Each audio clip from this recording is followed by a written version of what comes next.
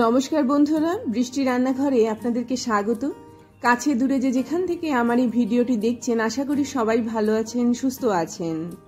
মিষ্টি পাগল মানুষদের জন্য খুব সুন্দর একটা রেসিপি নিয়ে আজকে আমি আপনাদের কাছে হাজির হলাম। যাদের খুব খিদে পায়, যারা মিষ্টি খেতে একটু ভালোবাসেন, তাদের জন্য কিন্তু এই রেসিপিটা অনবদ্য। তো অবশ্যই এই রেসিপিটা বাড়িতে তৈরি করে নিন। যারা একটুখানি সুজির হালুয়া এই ধরনের জিনিস খান, তারা এই রেসিপিটা একবার ট্রাই করে দেখতে পারেন। সবার প্রথমে ফ্রাইং প্যানের মধ্যে আমি 1/4 টিস্পুন মতো ঘি অ্যাড করলাম। ঘিটা দিয়ে ভালো করে নাড়াচাড়া করার পরে এটা শ্যামা চাল আর ডালিয়া এই দুটো সম পরিমাণে থাকবে। এই দুটোকে দিয়ে ভালো করে এরকমভাবে একটুখানি ঘিয়ের মধ্যে ভাজা করে নেব। খুব বেশি ঘি আমি ব্যবহার করিনি। যারা ঘি খেতে ভালোবাসেন নির্দ্বিধায় ঘি দিন, এটা ঘিয়েরই রান্না। তবে ঘি খুব বেশি পরিমাণে শরীরের জন্য ভালো নয়, শরীরের জন্য ভালো তবে মাত্রাতিরিক্ত নয়। তো দুটো জিনিসকে এইভাবে নাড়াচাড়া করে নিচ্ছি, একটু গন্ধ হওয়া অবধি এগুলোকে এরকমভাবে ভাজা করে নিলাম। তো আমার এই দুটো জিনিসই খুব ভালো করে ভাজা হয়ে গেল। এর মধ্যে একটুখানি কাজু দিয়ে দিচ্ছি। কাজুটা দিয়েও এই জিনিসটাকে ভালো করে একটুখানি ভাজা ভাজা মতো করে নিতে হবে। তো এইরকমভাবে কিন্তু প্রতিদিনকার লাইফে একটু মজাদার খাবার আমরা অনায়াসে তৈরি করে নিতে পারি।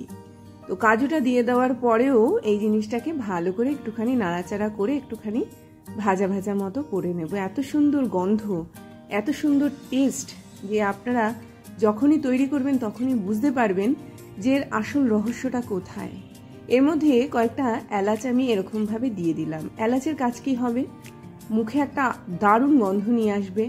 এটা খাওয়ার জন্য আপনারা অনেকটা আকৃষ্ট হবেন, সেই জন্য এলাচ কিন্তু আমি এখানে দিয়েছি। এর মধ্যে একটুখানি কিশমিশ দিলাম, একটুখানি বাদাম দিলাম। বুঝতেই পারছেন যখনই মুখে পড়বে তখন এটা মুখে মিলিয়েও যাবে, এক নম্বর। দ্বিতীয় নম্বর হচ্ছে পেটটাকেও ভরিয়ে রাখবে অনেকক্ষণ। তৃতীয় নম্বর জিনিস হচ্ছে মুখে একটা খুব সুন্দর স্বাদ আসবে। বাদামের একটা দানা দানা ব্যাপার থাকবে, শ্যামা চালের একটা দানা দানা ব্যাপার থাকবে। তো এই জিনিসটা কিন্তু একটা সুস্বাদু রূপে মানে একদম মুখে লেগে থাকবে। ভালো করে জিনিসটাকে নাড়াচাড়া করে নিয়ে এরকমভাবে আমি একটু ভাজা করে নিলাম। এবার একটা মিক্সিং জার নিয়ে নিলাম। মিক্সিং জারের মধ্যে এবার এই জিনিসগুলোকে আমি ঢেলে দিচ্ছি। ঢেলে দেওয়ার পরে এর একটা মিহি গুঁড়ো তৈরি করব। গুঁড়োটা একদম মিহি তৈরি হবে। তো গুঁড়োটা দিয়েই কিন্তু আমার পুরো রেসিপিটা তৈরি হবে। মিক্সিং জারটাকে আমি বন্ধ করে নিলাম। এরকম একটা গুঁড়ো আমি তৈরি করে নিচ্ছি। দেখুন এইরকম গুঁড়োটা তৈরি হবে, একদম গুঁড়ো হয়ে যাবে। তো এইবারে যেটা করতে হবে, একটা গ্লাস নিয়ে নেব, তার মধ্যে ফুটন্ত গরম জল আমি এখানে দিয়ে দিচ্ছি। এর মধ্যে আমি একটুখানি মিল্ক পাউডার অ্যাড করব। আপনাদের যদি মনে হয় নর্মাল দুধ দিয়েও আপনারা তৈরি করতে পারেন, তখন সেই ক্ষেত্রে আলাদা করে চিনিটা কিন্তু অ্যাড করতে হবে একটু বেশি পরিমাণে। চিনি হোক গুড় হোক আপনারা আলাদা করে কিন্তু ব্যবহার করতে হবে। পরবর্তী পর্যায়ে দেখুন দুধটা আমি খুব ভালো করে একটুখানি গুলিয়ে নিচ্ছি। তাহলে কি হবে, গরম জলে যেই মিল্ক পাউডারটা পড়বে এটা কিন্তু খুব সুন্দরভাবে একদম এরকমভাবে গলে যাবে এবং খুব সুন্দর মিশে যাবে। সেই দুধটাই আমি ফ্রাইং প্যানের মধ্যে দিয়ে দিলাম। দুধটাকে একটুখানি ফুটতে দেব। খুব সুন্দর একটা খাবার, টেস্টের একটা খাবার। যারা একটুখানি মিষ্টি খেতে ভালোবাসেন, যাদের কিছুতেই পেট ভরে না, তারা কিন্তু এই খাবারটা খেতে পারেন। এবং এই খাবারটা যেমন মুখে লেগে থাকবে তেমনি এর গন্ধটা কিন্তু খুব সুন্দর আসবে। এইরকমভাবে ভালো করে এটাকে মিশিয়ে নেব এবং এরকমভাবে একটুখানি ফুটিয়ে নেব। ফোটাতে ফোটাতে দেবেন, একটা সময় আসবে এটা সামান্য একটুখানি কমে আসবে, যে এক্সট্রা যে জলটা থাকবে সেটা আস্তে আস্তে কম হবে এবং তার সাথে সাথে এটা ফুটে উঠবে। খুব বেশি ঘন করব না। এইরকম অবস্থাতেই কিন্তু গুঁড়োটা এর মধ্যে অ্যাড করব। সামান্য একটু একটু করে গুঁড়ো দেব আর এটাকে বারে বারে নাড়িয়ে নেব। যত নাড়াবো এটা তত ঘন হবে। তাহলে জিনিসটা ভালো করে আমি বুঝিয়ে দিলাম। এর মধ্যে সুজি ছাড়া খুব সুন্দরভাবে কিন্তু এই জিনিসটা তৈরি করা যায়। এর মধ্যে ডালিয়া রয়েছে, একদম খুব সুন্দর হেলদি খাবার। এর মধ্যে শ্যামা চাল রয়েছে, যার কার্বোহাইড্রেটের পরিমাণটা অনেকটা পরিমাণে কম থাকে। দ্বিতীয় নম্বর জিনিস হচ্ছে পেটটাকে ভরিয়ে রাখবে। যারা বাইরের মিষ্টিগুলোকে খান সেগুলোকে সরিয়ে দিন। বাড়িতে এইরকম বিভিন্নভাবে মিষ্টি তৈরি করা যায় যেগুলো মুখে লেগে থাকে।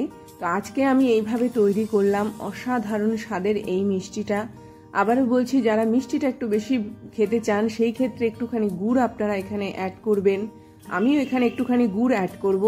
ওখানে চিনি দেওয়ার কোনো প্রয়োজন নেই, গুড় বা যদি মনে করেন একদমই গুড় দেবেন না, তাহলে সেই ক্ষেত্রে খেজুরের পেস্টও এখানে আপনারা ব্যবহার করতে পারেন, সেটাও শরীরের জন্য হেলদি। তো প্রতিদিনকার লাইফে খাবারের পরে মিষ্টি খাওয়ার যাদের চল থাকে, যাদের খুব খিদে পায়, বিকেলবেলা ঘুম থেকে উঠে তারা খেতে পারেন। তো এরকমভাবে আমি গুঁড়োটা দিয়ে এর মধ্যে একটু একটু করে গুড়ের জল একদম সুন্দরভাবে দিয়ে দিচ্ছি। গুড়টাকে একটুখানি জলের মধ্যে দিয়ে এরকমভাবে পেস্ট তৈরি করে নিয়েছি। তারপরে কিন্তু এখানে আমি ব্যবহার করলাম একটু, মানে যখন পেস্টটা তৈরি করেছিলাম গুড়ের, তার মধ্যে জলটা একটু বেশি রেখে দিয়েছিলাম। তার কারণ রয়েছে এখানে চালটা রয়েছে, ডালিয়াটা রয়েছে, যাতে এর মধ্যে খুব ভালো করে সেদ্ধ হয়। অসাধারণ স্বাদের এই খাবারটা প্রতিদিনকার লাইফে আপনারা তৈরি করে রাখতে পারেন। এর মধ্যে এমন কোনো কিছুই দেওয়া হয়নি যেটা খারাপ। মিল্ক পাউডারের জায়গায় আপনারা মিল্ক আর যেটা বলেছিলাম গুড়ের কোয়ান্টিটিটা বাড়িয়ে দেবেন, অথবা খেজুর এখানে আপনারা ব্যবহার করতে পারেন। তবে মিষ্টি যারা খেতে ভালোবাসেন তারা এইটুখানি কিন্তু মানে মিল্ক পাউডার আপনারা খেতেই পারেন। আর সব থেকে বড় কথা, এটা তো আর আপনারা একসাথে প্রচুর খাবেন না, অল্প অল্প করে খাবেন, দুটো দুটো করে খাবেন। তো এরকমভাবে সবার শেষে আমি একটুখানি ঘি এর মধ্যে অ্যাড করলাম। দেওয়ার পরে এটাকে ভালো করে বারবার করে নাড়াচাড়া করে এটার একটা ছোট্ট তাল তৈরি করব। আর এর মধ্যে যেহেতু চাল রয়েছে, ডালিয়া রয়েছে, এটা সেট হতে বেশিক্ষণ সময় লাগবে না। এটা মোটামুটি ঘন্টাখানিক টাইম দিলে পরে এটা একদম ঠান্ডা হয়ে যাবে, খুব সুন্দরভাবে কিন্তু সেটটা তৈরি হবে। তাহলে এইবারে বাচ্চাদের টিফিন বক্সে এই ধরনের খাবারগুলো দিন। বড়রা যারা টিফিন নিয়ে যান অফিসে, তারা কিন্তু এই ধরনের খাবার একটা আলাদা টিফিন বক্সের মধ্যে নিয়ে কিন্তু আপনারা ব্যবহার করতেই পারেন। একটা প্লেট নিয়ে নিলাম, ভালো করে প্লেটটাকে এরকমভাবে মাখিয়ে নিতে হবে। মাখিয়ে নিয়ে তারপরে কিন্তু মিশ্রণটা আমি এর মধ্যে দিয়ে দেব। এটা হতে আবারও বলছি ঘন্টাখানেক সময় দিতে হবে। সময় দিলে এটা একদম সেট হয়ে যাবে, তখন কিন্তু পিস পিস করে মানে আপনারা তুলতে পারবেন। যেহেতু আমরা মানে ভিডিও তৈরি করি, সেহেতু অতটা সময় আমরা দিতে পারি না, সেই জন্য গরম গরমই আমি আপনাদেরকে দেখিয়ে দিচ্ছি, যাতে করে আপনারা বুঝতে পারেন যে জিনিসটা কিভাবে আমি তৈরি করেছি এবং কিভাবে এটাকে জাস্ট সেট করেছি। এই জিনিসটাকে গরম অবস্থাতে এরকম ছড়াতে হবে। ছড়ানোর পরে এটাকে নর্মাল টেম্পারেচারে রেখে দেবেন। তারপরে যদি পিস করে কাটেন তখন সেই ক্ষেত্রে একটু ফ্রিজে রেখে দেবেন। এই জিনিসটা দেখছেন যতটা নরম ঠিক ততটাই কিন্তু শক্ত হয়ে যাবে। এটা যেহেতু এখনো গরম রয়েছে এবং গরম অবস্থাতেই আমি কাটছি, সেহেতু কিন্তু এটা একটুখানি নরম রয়েছে। যখনই আপনারা ঠান্ডা করে ব্যবহার করবেন, এটা খুব সুন্দর সেটটা তৈরি হবে এবং এই পিসগুলো আপনারা নর্মালি হাতে তুলতে পারবেন। যেমন আমরা মানে সুজির বরফি হোক এরকমভাবে তুলি, সেভাবেই তুলতে পারবো। তো এবার আর কি অসাধারণ স্বাদের এই রেসিপিটা বাড়িতে অবশ্যই তৈরি করবেন। এই আশা রেখে আজকের মতো বিদায় নিচ্ছি। আবার আসবো খুব সুন্দর একটা ভিডিও নিয়ে। ততক্ষণ সবাই ভালো থাকবেন, সুস্থ থাকবেন, দেখতে থাকবেন বৃষ্টির রান্নাঘরে।